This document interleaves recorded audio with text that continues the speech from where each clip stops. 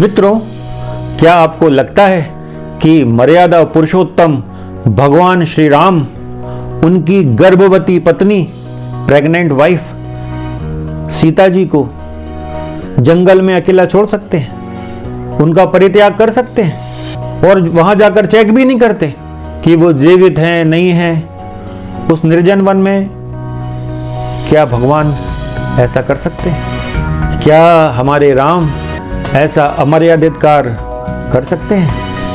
राम राम राम राम राम राम राम सीता राम सीता राम। मित्रों नमस्कार, हमारा नाम है हर्ष तिवारी और आध्यात्म जगत के इस चैनल रामायण बाय हर्ष तिवारी में आप सभी का बहुत बहुत स्वागत करते हैं। मित्रों, जब से वाल्मीकि रामायण में माता सीता के परित्याग का प्रसंग आया है और भगवान श्री राम के दो पुत्र तथाकथित दो पुत्र लवकुश का जंगल में जन्म होना ऐसा लिखा गया है, तब से ये अत्यधिक विवादास्पद विषय रहा है। लगभग 2000 वर्ष हो गए, थोड़ा सा अधिक समय हुआ इस बात को, लेकिन 2000 वर्षों से ही ये एक विवादास्पद मुद्दा रहा है कि क्या भगवान श्री राम ने उनकी पत्नी को जंगल में छोड़ दिया और वहां उनके दो पुत्र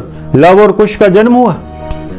ये विवादास्पद विषय है और बड़ा पीड़ादायी भी है, भक्तजनों को दुखी करने वाला विषय है। तो आज इस विषय पर चर्चा करेंगे और साक्ष्यों के और सबूतों के माध्यम से इस बात को सिद्ध करेंगे कि यह एक झूठा प्रकरण है, एक झूठा प्रसंग है, एक बहुत बड़ा षड्यंत्र है भगवान श्री राम को बदनाम करने का, उनके चरित्र पर दाग लगाने का। तो आइए इस विषय पर चर्चा करते हैं। मित्रों, हमने अपने पिछले वीडियो में जो वाल्मीकि रामायण में जो मिलावट हुई हैं उनको जांचने की कसौटी के लिए बनाया गया था। तो उसको यदि आप ध्यान से देखेंगे तो उसमें हमने एक बात कही है कि इस रामायण महाग्रंथ की योजना क्या है, और यदि आपको वो योजना समझ में आ जाएगी तो आपको सारे मिलावटों के षड्यंत्र समझ में आ जाएंगे। अब वो योजना क्या है? वाल्मीकि रामायण का प्रारंभ होता है प्रश्नों से। महर्षि वाल्मीकि, महान महर्षि वाल्मीकि नारद जी से प्रश्न करते हैं। वो पूछते हैं कि इस संसार का सर्वश्रेष्ठ व्यक्ति कौन है? सर्वगुण संपन्न, जितने भी गुण हो सकते हैं वो सब उस जिस व्यक्ति में विद्यमान है, आप ऐसा कोई व्यक्ति बताइए। तब देवर्षि नारद महर्षि वाल्मीकि जी के प्रश्न पूछने पर उनको राम कथा सुनाते हैं। तो इस वाल्मीकि रामायण के प्रारंभ में ही प्रथम सर्ग में, बाल कांड का प्रथम सर्ग श्लोक क्रमांक 1 से श्लोक क्रमांक 100 तक उपलब्ध है। उसमें श्लोक क्रमांक 7 से श्लोक क्रमांक 100 तक देवर्षि नारद राम कथा सुनाते हैं और इस राम कथा को लघु रामायण कहा जाता है। अब इतना महत्वपूर्ण ग्रंथ है रामायण, यदि वेदों को और उपनिषदों को कुछ समय के लिए छोड़ दें तो सर्वाधिक महत्वपूर्ण यदि कोई ग्रंथ है भारत के तो वो है रामायण और महाभारत, और महाभारत में भी श्रीमद् भगवद गीता।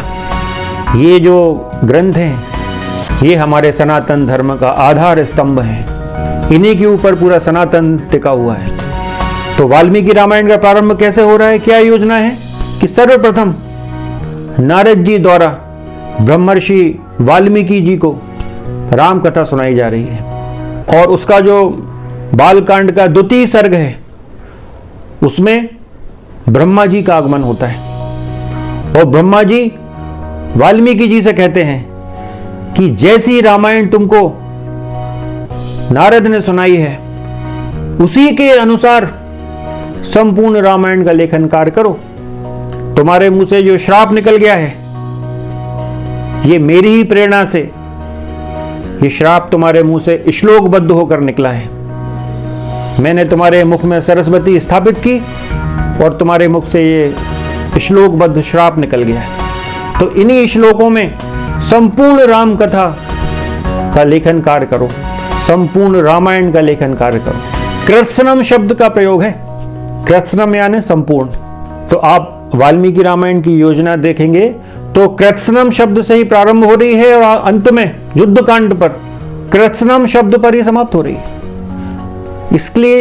इसके लिए विस्तृत में हमारा जो पिछला वीडियो है ये वाला, इसको ध्यान से देखना आवश्यक है क्योंकि उसमें सारी बारीकियां हैं। इस वीडियो में ज़्यादा गहराई में ना जाते हुए केवल जो मेन पॉइंट है इस वीडियो का वो है लव कुश का जन्म और माता सीता का परित्याग। तो इस वीडियो में वहीं तक सीमित रहेंगे।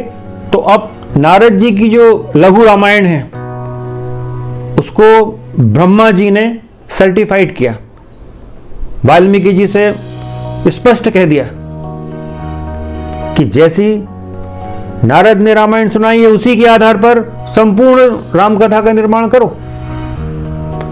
तो अब वाल्मीकि जी तो बाध्य हो गए ना कि जैसी नारद ने सुनाई है उसी के आधार पर पूरी राम कथा का निर्माण करना है। तो मित्रों, बाल कांड का जो प्रथम सर्ग है, श्लोक क्रमांक 1 से श्लोक क्रमांक 100, इसमें वाल्मीकि जी के प्रश्न भी हैं और नारद जी द्वारा सुनाई गई संपूर्ण राम कथा है।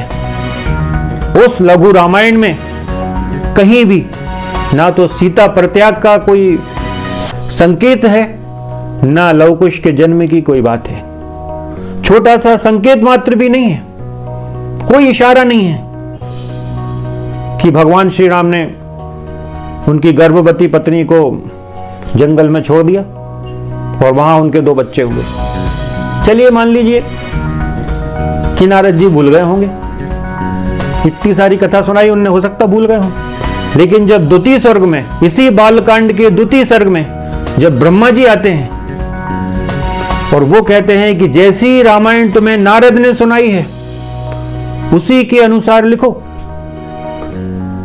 यदि सीता का परित्याग हुआ होता और लव कुश का जन्म जंगल में हुआ होता वाल्मीकि जी के आश्रम में, तो वो कहते नहीं ब्रह्मा जी कि नारद ने तुमको जो राम कथा सुनाई है वो अधूरी है, झूठ बोला उसने, छुपा गया वो बात। असली कथा तो यह है कि श्री राम ने उनकी गर्भवती पत्नी को जंगल में छोड़वा दिया है, वहां उनके 2 बच्चे हुए हैं, लव और कुश। तो क्या ऐसा हुआ?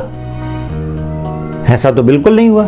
ब्रह्मा जी क्या कह रहे हैं कि जैसी रामायण तुम्हें नारद ने सुनाई है उसी के अनुसार लिखना, उसी के अनुसार लेखन कार्य करो। इसका क्या मतलब है? इसका यह मतलब है कि सीता का तो परित्याग हुआ ही नहीं है, भगवान ने कभी सीता को त्यागा ही नहीं है। और जब सीता को त्यागा ही नहीं है तो लव कुश के वो जंगल में पैदा होने का तो कोई प्रश्न ही नहीं उठता। तो ये तो कोरा झूठ है।